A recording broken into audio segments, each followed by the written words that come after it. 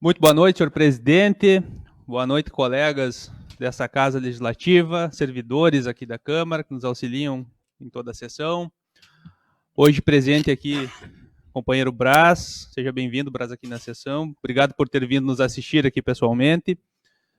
Boa noite a quem nos ouve também na Rádio 92 e para quem nos assiste no Facebook. Não há como o assunto ser outro hoje que não as eleições que tivemos ontem, o segundo turno, né, tanto para presidente quanto para governador, como aqui no caso do Rio Grande do Sul. Parabenizar os candidatos eleitos, né, meu candidato, o senhor Luiz Inácio Lula da Silva, com muito orgulho, votei, fiz campanha para que ele retornasse ao comando dessa nação, afastando esse governo nefasto aí de extrema direita que estava levando o Brasil para um período sombrio. Parabenizar o governador do estado reeleito, pela primeira vez o estado do Rio Grande do Sul reelege um governador, o senhor Eduardo Leite, que faça um bom trabalho, que ambos consigam fazer um bom trabalho e que o presidente Lula consiga pacificar o Brasil. Vai ser o seu maior desafio pacificar politicamente, pacificar socialmente.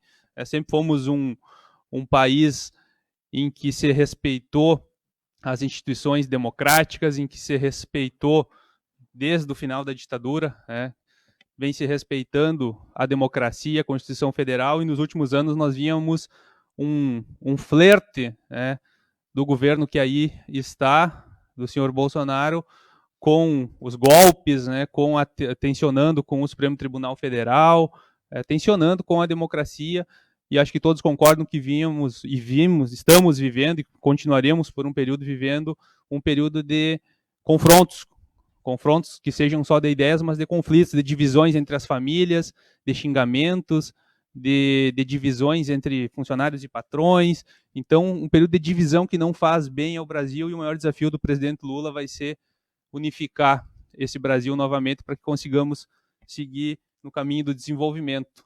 Porque quem é patriota de verdade, como muitos se dizem, acredito que vai torcer para que o governo dê certo. E isso vale para quem está hoje exercendo o seu direito democrático de protestar. Também é um direito de protestar, também é um direito democrático, sempre foi exercido historicamente. Então tem gente fechando estradas hoje, não estou entendendo direito por quê, porque o resultado das urnas foi legítimo, e um resultado legítimo tem que ser respeitado. Então a democracia nesse país tem que ser respeitada. Então quem está contestando a democracia, quem está contestando o resultado das urnas, está tentando promover um golpe. E golpistas não passarão. Então, que se acalmem os ânimos, que sigamos trabalhando, a vida segue. Uma eleição às vezes se ganha, outras vezes se perde, daqui a 4 anos tem novamente, e que a vontade soberana do povo seja respeitada, assim como foi em 2018. Perdemos a eleição em 2018, vida que segue, recuperamos o governo agora nessa eleição, vida que segue, em 2026 tem eleição novamente. Isto é democracia, e esta alternância no poder, inclusive, é saudável para o país.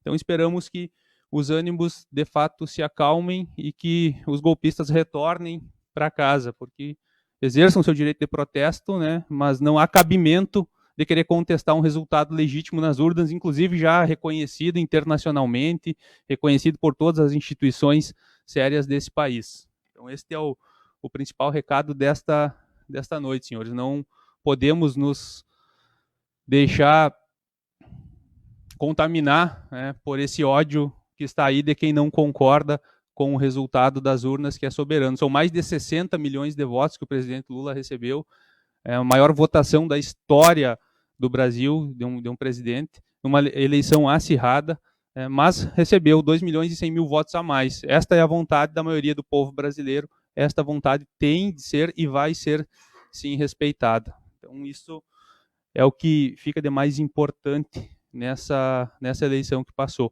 E dizer que eu particularmente me sinto de alma lavada. Esse é o sentimento de alma leve. Eu e muitos outros, e acredito que esses 60 milhões de brasileiros aí que votaram no Lula se sentem assim, porque Lula foi um político perseguido, preso político, num dos processos mais absurdos da história jurídica desse país, por um juiz parcial, por um juiz que combinava sentenças e conversava com os promotores, com os acusadores do processo, algo inadmissível em qualquer processo jurídico sério, né? Então era isso que o senhor Sérgio Moro fazia, ele combinava e conversava e orientava os procuradores, e isso só veio à tona depois, né, numa tentativa que deu certo de tirar o presidente Lula das eleições de 2018, porque senão ele teria ganho as eleições em 2018. Ficou mais de um ano preso injustamente, tanto que teve seus processos anulados pelo Supremo Tribunal Federal, porque foram processos viciados, então foi condenado injustamente. Então hoje Lula é um homem livre, que não deve nada à justiça e que volta a presidir esse país pela vontade da soberania popular. Então Lula é gigante. Lula é gigante. E está sendo reconhecido, esse gigantismo, esse brilhantismo está sendo reconhecido pela população brasileira através de mais de 60 milhões de votos, contra toda a máquina bolsonarista, alimentando fake news absurdas de banheiro unissex, de fechamento de igrejas, de kit gay, de não sei mais quanta bobagem que a gente viu circular pelas redes sociais, tanto em 2018 quanto agora, nesta eleição de 2022, absurdos assim, que eu não consigo entender como alguém acredita nesse tipo de história, de que o país vai ser, de que empresas vão ser fechadas, de que terras vão ser tomadas, de que igreja não vai mais poder funcionar. Então o bolsonarismo se criou em cima de fake news, em cima desse tipo de argumento, e muita gente cai nessa balela, cai nessas mentiras, cai nessas fake news, e isso é um atraso para o Brasil e divide o país. Então, contra todas essas mentiras, contra todo esse ódio pregado, a gente está vendo isso agora em relação aos nordestinos, por exemplo, xingamentos, discurso de ódio, de preconceito, xenofobia, que todo esse ódio vá embora junto com o Bolsonaro e que ele nunca mais retorne à vida política desse país, porque é um estorvo para esse país, no meu ponto de vista, e eu não tenho problema nenhum em falar isso. Contra todo Lula, além de toda essa campanha que foi feita contra ele também ganhou da máquina do governo, né?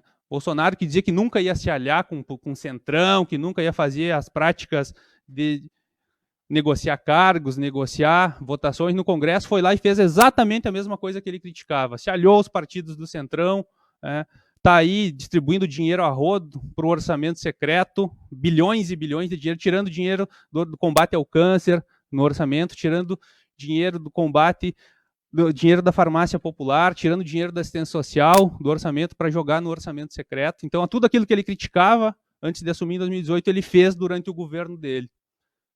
Então, fez mais do mesmo. Mas, no discurso, tentava passar uma imagem diferente, uma imagem de que fosse um político diferente dos demais.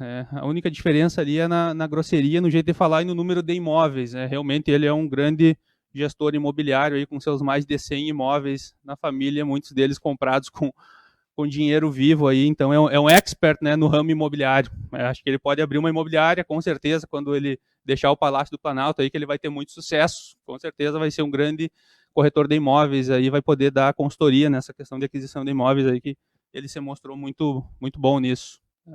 Então, Lula lutou contra isso, lutou contra a retirada do ICMS, a baixa do ICMS dos combustíveis, que agora vai dar um rombo nas contas públicas dos estados, para baixar os combustíveis, que vão voltar a subir nas próximas semanas, vocês podem acompanhar, os combustíveis vão voltar a subir, mas a arrecadação que os estados e municípios perderam e vão perder com relação a essa alteração, isso não vai ser mais recuperado. A previsão aqui em Três Passos é que mais de 6 milhões de reais deixem de ser arrecadados até 2026, em função disso.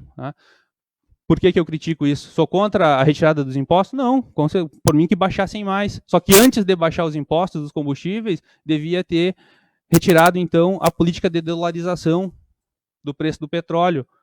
Só que isso mexeria no lucro dos acionistas da Petrobras. E isso ele não mexeu.